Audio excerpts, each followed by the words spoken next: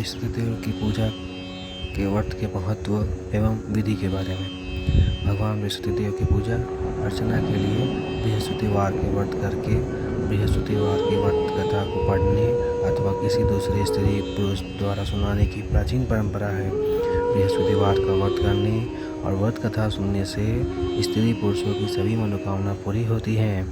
इस व्रत से धन संपत्ति की प्राप्ति होती है, निसंतानों को पुत्र प्राप्ति होती है, परिवार में सुख शांति बनी रहती है। बशर्त है कि आपको श्रद्धे अपना पूरा तन मन धन से श्रद्धा से भगवान बृहस्पतिदेव की पूजा करनी होगी। आइए अब हम जानते हैं व्रत करने की विधि। बृहस्पतिदेव को सूर्योदय से पहले उठकर स्नान आदि से निर्वृत्त होकर भगवान बृहस्पतिदेव का स्मरण करते हुए व्रत को आरंभ करना चाहिए। उपासक को घर के किसी कक्ष में छोटा अथवा बड़ा पूजा स्थल बनाकर उसमें भगवान बृहस्पतिदेव की प्रतिमा का स्थापना करना चाहिए। घर के समीप किसी मंदिर में जाकर भी भगवान बृहस्पतिदेव की पूजा की जा सकती है। भगवान बृहस्पतिदेव पीले रंग के पुष्प और पूजा का पीले रंग की सामग्री को विशेष रूप से पसंद करते हैं। इसलिए स्नान के बाद पीले रंग के वस्त्र धारण करने का विशेष महत्व बताया गया है। पीले रंग के पुष्प, केले और पीले चंदन से भगवान बृहस्पतिदेव की पूजा का विधान है। बृहस्पतिवार के व्रत में उपासक को पूरे दिन में एक समय ही भोजन करना चाहिए। भोजन में चने की दाल, बेसन और दूसरे पीले रंग के खाद्य पदार्थों का भी सेवन करना चाहिए। व्रत करने वाले पुरुष बृहस्पतिवार को दाढ़ी व सिर के बाल ना कटाएं। पूजा के समय भगवान बृहस्पतिदेव से जो मनोकामना प्रकट की जाती है वे उस मनोकामना को पूरा करते हैं। इस व्रत में व्रत कथा पढ़ने और श्रवण करने का विशेष महत्व है। आइए अब हम लोग कथा को आरंभ करते हैं। कहते हैं कि प्राचीन समय की बात है कि भारत में एक राजा राज करता था। वह बड़ा प्रतापी तथा दानी था। वह नित्य प्रति मंदिर में भगवत दर्शन करने जाता था। वह ब्राह्मण और गुरु की सेवा किया करता था। उसके द्वार से कोई भी याचक निराश होकर नहीं लौटता था। वह प्रत्येक गुरुवार को व्रत रखता एवं पूजन करता था। हर दिन गरीबों की सहायता करता था, परंतु ये सब बातें उसकी रानी को अच्छी नहीं लगती थी। वह न व्रत करती और न किसी को एक पैसा दान में देती थी। और राजा से भी ऐसा करने को मना किया करती थी। एक समय की बात है कि राजा शिकार खेलने वन को चले गए। घर पर रानी और दासी थी। उस समय गुरु बृहस्पतिदेव साधु का रूप धारण कर राजा के दरवाजे पर भिक्षा मांगने आए। साधु ने रानी से भिक्षा मांगी तो वो कहने लगी कि हे साधु महाराज, मैं इस दान और पुण्य से तंग आ गई हूँ। इस कार्य के लिए तो मेरे पति देव ही बहुत हैं। अब आप ऐसे कृपा करें कि सारा धन नष्ट हो जाए तथा मैं आराम से रह सकूं। साधु रूपी बृहस्पतिदेव चिंतित हो गए कि सोचने लगे और बोले रानी से कि हे देवी, तुम बड़ी विचित्र हो। संतान और धन से तो कोई दुखी नहीं होता है, इसको सभी चाहते हैं। पापी भी पुत्र और धन की इच्छा करता है। अगर तुम्हारे पास धन अधिक है तो तुम भूखे मनुष्य को भोजन करा लो, ब्याह लगवाओ, ब्राह्मणों को दान दो, धर्मशालाएँ बनवाओ, कुआं तालाब, बावड़ी बाग बगीचा आदि का निर्माण करवाओ तथा निर्धन की कुंवारी कन्याओं का विवाह करवाओ, साथ ही यज्ञ आदि करवाओ। इस प्रकार के कर्मों से आपके कुल का और आपके नाम परलोक में सार्थक होगा एवं स्वर्ग की प्राप्ति होगी। परंतु रानी साधु की इन बातों से खुश नहीं हुई। उसने कहा कि हे साधु महाराज, मुझे ऐसे धन की आवश्यकता नहीं जिसको मैं अन्य लोगों में दान दूं तथा जिसको रखने और संभालने में मेरा सारा समय नष्ट हो जाए। साधु ने कहा कि हे देवी, यदि तुम्हारी ऐसी ही इच्छा है तो जैसा मैं तुम्हें बताता हूँ तुम वैसा ही करना। बृहस्पतिवार के दिन घर को गोबर से लिपना, अपने केसों को पीली मिट्टी से धोना, केसों को धोते समय स्नान करना, राजा से कहना वो हजामत करवावे, भोजन में मांस मदिरा खाना, कपड़ा धोबी के यहाँ धुलवाने देना। इस प्रकार 7 बृहस्पतिवार करने से तुम्हारा धन नष्ट हो जाएगा। यह कहकर साधु महाराज रूपी बृहस्पति देव वहाँ से अंतर्धान हो गए। इसीलिए भक्तों, ये कहा गया है कि बृहस्पतिवार के दिन ना ही तो सिर धोना चाहिए, ना साबुन सरफ का यूज करना चाहिए और ना ही हजामत करवाना चाहिए। आइए आगे चलते हैं। रानी ने साधु के कहने अनुसार 7 बृहस्पतिवार तक ही वैसा करने का विचार किया। साधु ने बताया अनुसार कार्य करते हुए केवल 3 बृहस्पतिवार ही बीते थे कि उसकी समस्त धन संपत्ति नष्ट हो गई। भोजन के लिए दोनों समय परिवार तरसने लगा तथा सांसारिक भोगों से दुखी रहने लगा। तब वह राजा रानी से कहने लगा कि हे रानी, तुम यहाँ पर रहो, मैं दूसरे देश को जाता हूँ, क्योंकि यहाँ पर मुझे सब मनुष्य जानते हैं, इसलिए मैं यहाँ कोई कार्य नहीं कर सकता। अब परदेश जा रहा हूँ, वहाँ कोई काम धंधा करूँगा, शायद हमारा भाग बदल जाए। ऐसा कहकर राजा परदेश चला गया। वह वहाँ जंगल से लकड़ियाँ काट कर लाता और शहर में बेचता। इस तरह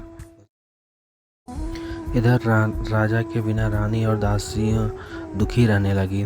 किसी दिन भोजन मिलता और किसी दिन जल पीकर ही रह जाती। एक समय रानी और दासियों को 7 दिन बिना भोजन किए व्यतीत करना पड़ा। तो रानी ने अपनी दासी से कहा, हे दासी, यहाँ पास के ही नगर में मेरी बहन रहती है, वो बड़ी धनवान है, तू उसके पास जा और वहाँ से 5 सेर बिजर मांग कर ले आ, जिससे कुछ समय के लिए गुजारा हो जाएगा। दासी रानी की बहन के पास गई। रानी की बहन उस समय पूजा कर रही थी। बृहस्पतिवार का दिन था। दासी ने रानी की बहन से कहा, हे रानी, मुझे आपकी बहन ने भेजा है, मुझे 5 सेर बिजेर दे दो। दासी ने यह बात अनेक बार कही, परंतु रानी की बहन ने कोई उत्तर नहीं दिया, क्योंकि वह उस समय बृहस्पतिवार की कथा सुन रही थी। जब दासी को रानी की बहन से कोई उत्तर नहीं मिला तो वह बहुत दुखी हुई। उसे क्रोध भी आया। वह लौटकर रानी से बोली कि हे रानी, आपकी बहन बहुत ही धनी स्त्री है, वह छोटे लोगों से बात भी नहीं करती। मैंने उससे कहा तो उसने कोई उत्तर नहीं दिया। मैं वापस चली आई। रानी बोली, हे दासी, इसमें उसका कोई दोष नहीं है। जब बुरे दिन आते हैं तब कोई सहारा नहीं देता है। अच्छे बुरे का पता विपत्ति में ही लगता है। जो ईश्वर की इच्छा होगी वही होगा। यह सब हमारे भाग का दोष है। उधर रानी की बहन ने सोचा कि मेरी बहन की दासी आई थी, परंतु मैं उससे नहीं बोली, इससे वो बहुत दुखी हुई होगी। अतः कथा सुन और विष्णु भगवान का पूजन समाप्त कर वह अपनी बहन के घर आई और कहने लगी कि हे बहन, मैं बृहस्पतिवार की कथा कह रही थी। तुम्हारी दासी हमारे घर गई थी, परंतु जब तक कथा होती है तब तक हम ना लोग उठते हैं और ना बोलते हैं, इसलिए मैं भी नहीं बोली। कहो दासी क्यों गई थी? रानी बोली कि बहन, हमारे घर अनाज नहीं था। वैसे तुमसे कोई बात छिपी तो नहीं है, इस कारण मैंने दासी को तुम्हारे पास 5 सेर बिजेर लेने के लिए भेजा था। तब फिर रानी की बहन बोलती है कि हे बहन, देखो, बृहस्पति भगवान सबकी मनोकामना पूर्ण करते हैं। देखो, शायद तुम्हारे घर में अनाज रखा हो। यह सुनकर दासी घर के अंदर गई तो वहाँ उसे एक घड़ा बजेर का बड़ा मिल गया। उसे बड़ी हैरानी हुई, क्योंकि उसने एक एक बर्तन देख लिया था। उसने बाहर आकर रानी को बताया।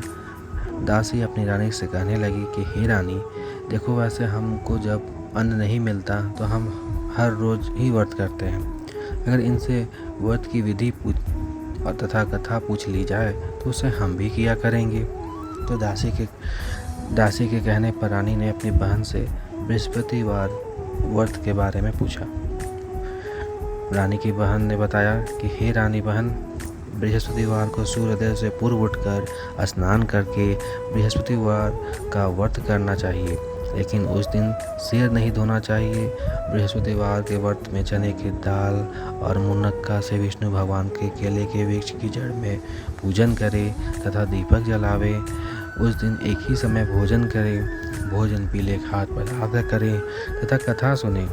इस प्रकार करने से गुरु भगवान प्रसन्न होते हैं, अन्य पुत्र धन देते हैं, मनोकामना पूर्ण करते हैं। व्रत और पूजन की विधि बताकर रानी की बहन अपने घर लौट आई। फिर रानी और दासी दोनों ने निश्चय किया कि बृहस्पति देव भगवान का पूजन जरूर करेंगे। 7 दिन बाद जब बृहस्पतिवार आया तो उन्होंने व्रत रखा घुड़सवाल में जाकर चना और गुड़ भी ले आई तथा उसकी दाल से केले की जड़ तथा विष्णु भगवान का पूजन किया। अब भोजन पीला कहाँ से आए, दोनों बड़ी दुखी हुई, परंतु उन्होंने व्रत किया था, इस कारण बृहस्पति देव भगवान प्रसन्न थे। एक साधारण व्यक्ति के रूप में वे 2 थालों में सुंदर पीला भोजन लेकर आए और दासी को देकर बोले कि हे दासी, यह भोजन तुम्हारे और रानी के लिए है, तुम दोनों करना। दासी भोजन पाकर बड़ी प्रसन्न हुई और रानी से बोली कि रानी जी भोजन कर लो। रानी को भोजन आने के बारे में कुछ पता नहीं था, इसलिए वह दासी से बोली कि जा तू ही भोजन कर, क्यों तू हमारी व्यर्था में हंसी उड़ाती है। दासी बोली कि एक व्यक्ति भोजन दे गया है। दासी को पता नहीं था कि वह बृहस्पति देव ही हैं। रानी कहने लगी, रानी को भी नहीं पता था कि वह बृहस्पति देव हैं, तो रानी कहने लगी कि वह भोजन तेरे लिए दे गया होगा, तू ही भोजन कर। दासी ने कहा फिर कि वह व्यक्ति हम दोनों के लिए 2 थालों में भोजन दे गया है, इसलिए मैं और आप दोनों ही साथ साथ भोजन करेंगे। दोनों ने गुरु भगवान को नमस्कार कर भोजन प्रारंभ किया। उसके बाद से वे प्रत्येक बृहस्पतिवार को गुरु भगवान का व्रत और पूजन करने लगी। बृहस्पति भगवान की कृपा से उनके पास धन हो गया, परंतु रानी फिर पहले की तरह आलस्य करने लगी। तब इसको देखकर दासी बोली कि देखो रानी, तुम पहले भी इस प्रकार आलस्य करती थी, तुम्हें धन को रखने में कष्ट होता था, इस कारण सभी धन नष्ट हो गए। अब गुरु भगवान की कृपा से धन मिला है तो फिर तुम्हें आलस्य होता है। बड़ी मुसीबतों के बाद हमने ये धन पाया है, इसलिए हमें दान पुण्य करना चाहिए। तुम भूखे मनुष्य को भोजन करवा दो, प्याऊ लगवा दो, ब्राह्मणों को दान दो, कुआं तालाब बावड़ी आदि का निर्माण करवा दो, मंदिर पाठशाला बनवाकर दान दो, कुंवारी कन्याओं का विवाह करवा दो। धन को शुभ कार्यों में खर्च करो, जिससे तुम्हारे कुल का यश बढ़े तथा स्वर्ग प्राप्त हो तुम्हें और पितर प्रसन्न हो। दासी की बात मानकर रानी ने फिर इस प्रकार के कर्म करने प्रारंभ किए, जिससे उनका काफ़ी यश फैलने लगा। एक दिन रानी और दासी आपस में विचार करने लगी कि ना जाने राजा किस दशा में होंगे, उनकी कोई खोज खबर नहीं है। गुरु भगवान से उन्होंने प्रार्थना की और भगवान ने रात्रि में राजा को स्वप्न में कहा कि हे राजा, उठ, तेरी रानी तुझको याद करती है, अब अपने देश को लौट जा।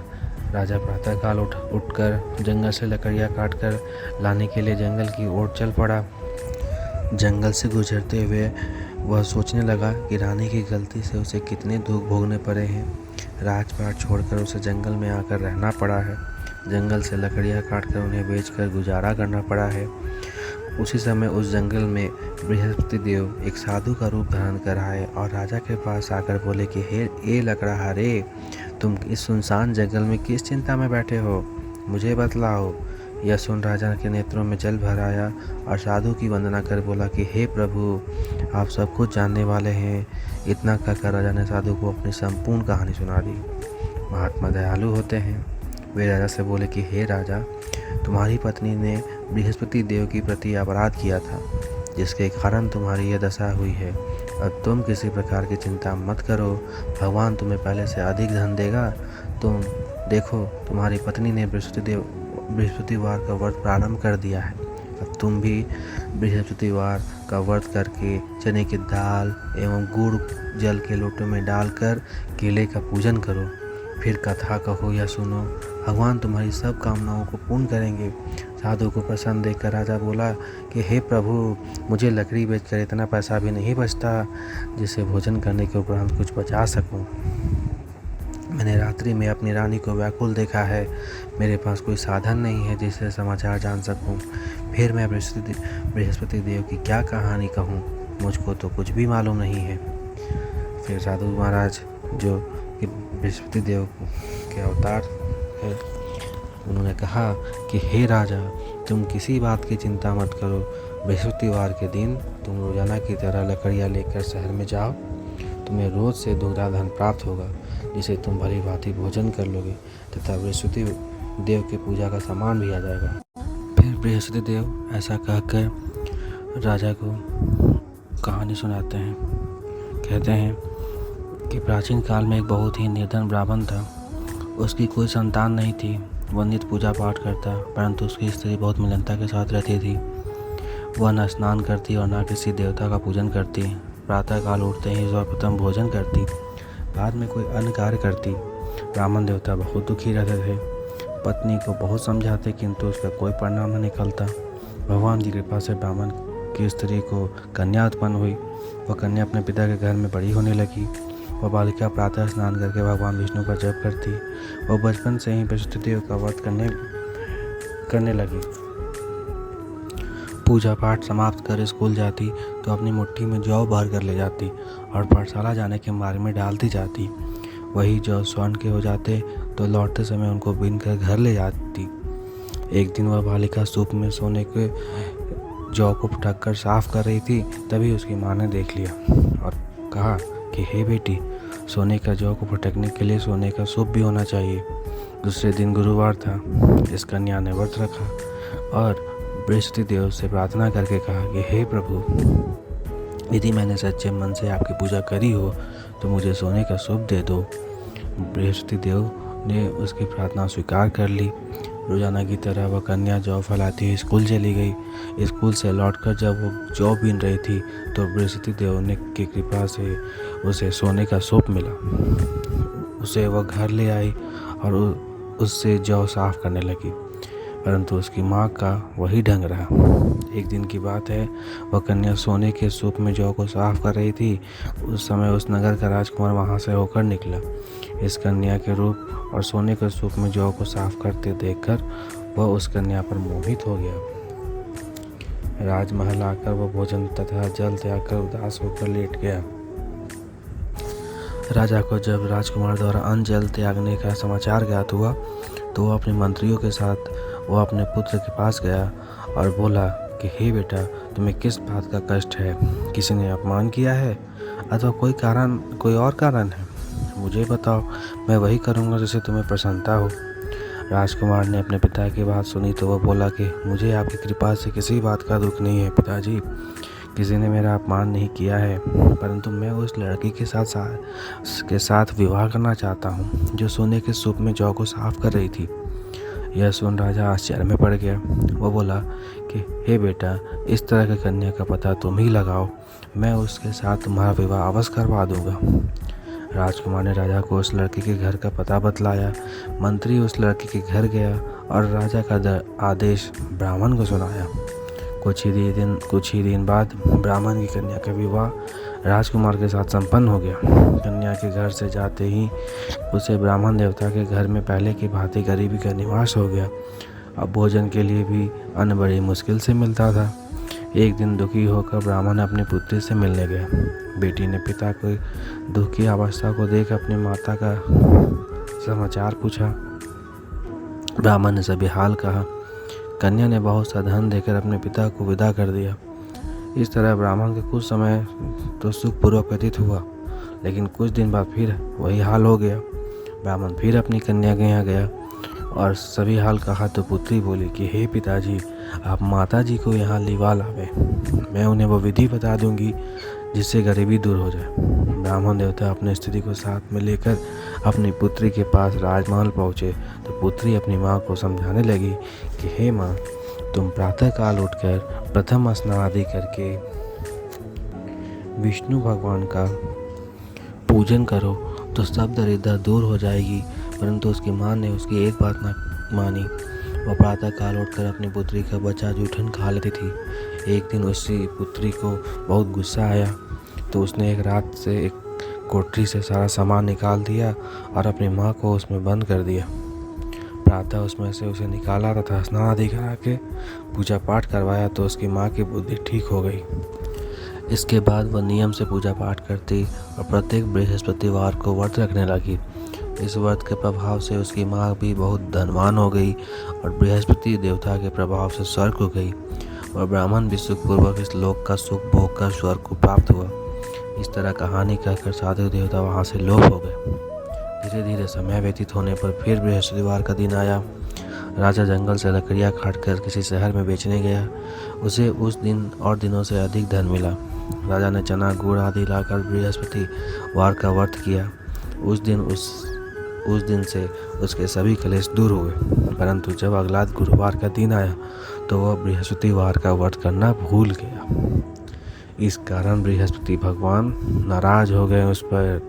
उस दिन उस नगर के राजा ने विशाल यज्ञ का आयोजन किया तथा अपने समस्त राजा में घोषणा करवा दी कि कोई भी मनुष्य अपने घर में भोजन न बनाए तथा आग भी न जलाए। समस्त लोग मेरे यहाँ भोजन करने आए। इस आज्ञा को जो न मानेगा उसे फांसी की सजा दी जाएगी। राजा की आज्ञा अनुसार राज के सभी वासी राजा के भोज में सम्मिलित हुए, लेकिन लकड़हारा कुछ देर से पहुंचा, इसलिए राजा उसको अपने साथ महल में ले गए। जब राजा लकड़हारे को भोजन करा रहे थे तो रानी की दृष्टि उस खोटी पर पड़ी जिस पर उसका हार लटका हुआ था। उस हार खोटी पर लटका दिखाई नहीं दिया तो रानी को निश्चय हो गया कि मेरा हार इसी लकड़हारे ने चुरा लिया है। राजा उसी समय सैनिक बुलवा कर उसको जेल में डलवा दिया। जब लकड़हारा जेल खाने में गया तो बहुत दुखी होकर विचार करने लगा कि ना जाने कौन से पूर्व जन्म के कर्म से मुझे यह दुख प्राप्त हुआ है, और उसी साधु को याद करने लगा जो जंगल में मिले थे। तत्काल बृहस्पति देव साधु का रूप में प्रकट हो गए और उसकी दशा को देखकर कहने लगे कि अरे मूर्ख, तूने बृहस्पति देव की कथा नहीं कही, इसी कारण तुझे यह दुख प्राप्त हुआ है। अब तू चिंता मत कर, बृहस्पतिवार के दिन जेल खाने के दरवाजे पर 4 पैसे पड़े मिलेंगे, उनसे तू बृहस्पति देव की पूजा करना तो तेरे सभी कष्ट दूर हो जाएंगे। अगला बृहस्पतिवार उस जेल के द्वार पर 4 पैसे मिले। राजा ने पूजा का सामान मंगवा कर कथा कही और प्रसाद बांटा। उसी रात्रि को बृहस्पति देव ने उस नगर के राजा को स्वप्न में कहा कि हे राजा, तूने जिस आदमी को जेल खाने में बंद कर दिया है वह निर्दोष है, वह एक राजा है, उसे छोड़ देना। रानी का हार उसी खूंटी पर लटका हुआ है। अगर तू ऐसा नहीं करेगा तो मैं तेरे राज्य को नष्ट कर दूंगा। राजा प्रातः काल उठा और खूंटी पर हाथ टंगा देखकर लकड़हारे को बुलाकर क्षमा मांगी तथा राजा के योग सुंदर वस्त्र आभूषण भेंट कर उसे विदा किया। गुरुदेव की आज्ञा अनुसार राजा अपने नगर को चल दिया। राजा जब नगर के निकट पहुंचा तो उसे बड़ा ही आश्चर्य हुआ। नगर में पहले से अधिक बाग, तालाब और कुएं तथा बहुत सी धर्मशालाएं, मंदिर आदि बने हुए थे। राजा ने जब पूछा कि यह किसका बाग और धर्मशालाएं हैं, तब नगर के सब लोग कहने लगे कि यह सब रानी और दासियों द्वारा बनवाए गए हैं। राजा को आश्चर्य हुआ और गुस्सा भी आया। जब रानी ने खबर सुनी कि राजा आ रहे हैं तो उसने अपनी दासी से कहा कि हे दासी, देखो राजा हमको कितनी बुरी हालत में छोड़ गए थे। वो हमारी ऐसी हालत देखकर लौट ना जाए, इसलिए तू दरवाजे पर खड़ी हो जा। रानी की आज्ञा अनुसार दासी दरवाजे पर खड़ी हो गई। राजा जब आए तो उन्हें अपने साथ महल में लिवा लाई। तब राजा ने क्रोध करके अपनी तलवार निकाली और पूछने लगा, बताओ यह धन तुम्हें कैसे प्राप्त हुआ है। तब रानी ने बताया, हमें यह सब धन बृहस्पति देव के व्रत के प्रभाव से प्राप्त हुआ है। राजा ने तब निश्चय किया कि 7 रोज बाद तो सभी बृहस्पति देव का पूजन करते हैं, परंतु मैं रोजाना दिन में 3 बार कथा कहा करूँगा तथा रोज व्रत किया करूँगा। अब हर समय राजा के दुपट्टे में चने की दाल बंधी रहती थी तथा दिन में 3 बार कथा खाते थे। एक रोज राजा ने विचार किया कि चलो अपनी बहन के यहाँ हो आवे। इस तरह का निश्चय कर राजा घोड़े पर सवार हो अपनी बहन के यहाँ चल दिया। मार्ग में उसने देखा कि कुछ आदमी एक मुर्दे को लिए जा रहे हैं। उन्हें रोककर राजा कहने लगा, अरे भाइयों, मेरे बृहस्पतिवार की कथा सुन लो। वे बोला, लो हमारा तो आदमी मर गया है, इसको अपनी कथा की पड़ी है। परंतु कुछ आदमी बोले कि अच्छा कहो, हम तुम्हारी कथा भी सुनेंगे। राजा ने दाल निकाली और कथा कहनी शुरू कर दी। जब कथा आधी हुई तो मुर्दा हिलने लगा और जब कथा समाप्त हुई तो राम राम करते हुए मुर्दा खड़ा हो गया। राजा आगे बढ़ा। उसे चलते चलते शाम हो गई। आगे मार्ग में उसे एक किसान खेत में हल चलाता मिला। राजा उसे जाकर बोला कि अरे भाई, तुम मेरी बृहस्पतिवार की कथा सुन लो। किसान बोला कि जब तक मैं तेरी कथा सुनूंगा तब तक 4 हरैया जोत लूँगा। जा अपनी कथा किसी और को सुनाना। राजा आगे चलने लगा। राजा के हटते ही बैल पछाड़ खाकर गिर गया तथा किसान के पेट में बहुत जोर से दर्द होने लगा। उसी समय किसान की माँ रोटी लेकर आई। उसने जब यह देखा तो अपने पुत्र से सवाल पूछा। बेटा ने सभी हाल बता दिया। बुढ़िया दौड़ी दौड़ी उस घुड़सवार के पास गई और उससे बोली, मैं तेरी कथा सुनूंगी, तू अपनी कथा मेरे खेत पर ही चलकर कहना। राजा ने लौटकर बुढ़िया के खेत पर जाकर कथा कही, जिसके सुनते ही बैल खड़े हो गए तक किसान के पेट का दर्द भी बंद हो गया। राजा अपनी बहन के घर पहुंच गया। बहन ने भाई की खूब मेहमानी की। दूसरे रोज प्रातः काल राजा जब जगा तो वह देखने लगा कि सब लोग भोजन कर रहे हैं। राजा ने अपनी बहन से जब पूछा कि ऐसा कोई मनुष्य है जिसने भोजन नहीं किया हो, जो मेरी बृहस्पतिवार की कथा सुन ले। तो बहन बोली कि हे भैया, यह देश ऐसा ही है, पहले यहाँ के लोग भोजन करते हैं, बाद में अन्य कार्य करते हैं।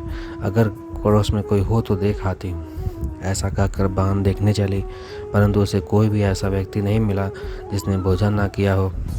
वह देखते देखते एक कुम्हार के घर गई, जिसका लड़का बीमार था। उसे मालूम हुआ कि वहाँ उसके यहाँ 3 दिन से किसी ने भोजन नहीं किया है। रानी ने अपने भाई की कथा सुनने के लिए कुम्हार से कहा। कुम्हार तैयार हो गया। राजा ने जाकर बृहस्पतिवार की कथा कही, जिसको सुनकर उसका लड़का ठीक हो गया। अब तो राजा की प्रशंसा होने लगी।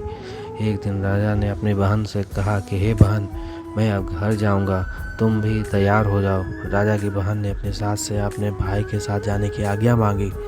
सास बोली कि चली जा, परंतु अपने लड़कों को मत ले जाना, क्योंकि तेरे भाई को कोई संतान नहीं होती है।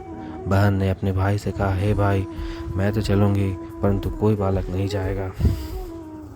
राजा ने कहा, जब कोई बालक ही नहीं चलेगा तब तुम जाकर क्या करोगी। दुखी मन से राजा अपने नगर को लौट आया। राजा ने अपनी रानी से कहा, हम निसंतान है, इसलिए कोई हमारे घर आना पसंद नहीं करता है। इतना का वह बिना भोजन आदि किए सैया पर लेट गया। रानी बोली कि हे प्रभु, बृहस्पति देव ने हमें सब कुछ दिया है, वे हमें संतान भी अवश्य देंगे। उसी रात बृहस्पति देव ने राजा को स्वप्न में कहा कि हे राजा, उठ, सभी सोच त्याग दे, तेरी रानी गर्भवती है। राजा को यह जानकर बड़ी खुशी हुई। 9वें महीने रानी के गर्भ से एक सुंदर पुत्र पैदा हुआ। जब राजा की बहन ने यह शुभ समाचार सुना तो बहुत खुश हुई। तब बधाई लेकर अपने भाई के यहाँ आई। तभी रानी ने कहा, घोड़ा चढ़कर नहीं आई, गधा चढ़ आई है। राजा की बहन बोली कि हे भाई, मैं यह इस प्रकार ना कहती तो तुम्हें औलाद कैसे मिलती। बृहस्पति देव ऐसे ही हैं, जिनके मन में जो कामनाएं रहती हैं सभी को पूर्ण करते हैं। जो सद्भावनापूर्वक बृहस्पति देव का व्रत करता है एवं पढ़ता है अथवा सुनता है और दूसरों को सुनाता है, बृहस्पति देव उसकी सभी मनोकामना पूर्ण करते हैं। बृहस्पति देव उनको सदैव रक्षा करते हैं। जो संसार में सद्भावना एवं सच्चे हृदय से बृहस्पति देव की पूजा करते हैं, उनकी सभी मनोकामनाएं उसी प्रकार पूर्ण होती हैं जैसे रानी और राजा ने बृहस्पति देव की कथा का गुणगान किया। उनकी सभी इच्छाएं बृहस्पति देव ने पूर्ण की। मनुष्य को हृदय से मनन करते हुए जयकार करना चाहिए। इति बृहस्पति व्रत कथा संपूर्णम। धन्यवाद भक्तों। मेरे इस चैनल को कृपया करके सब्सक्राइब करें, लाइक करें एंड कमेंट्स करें।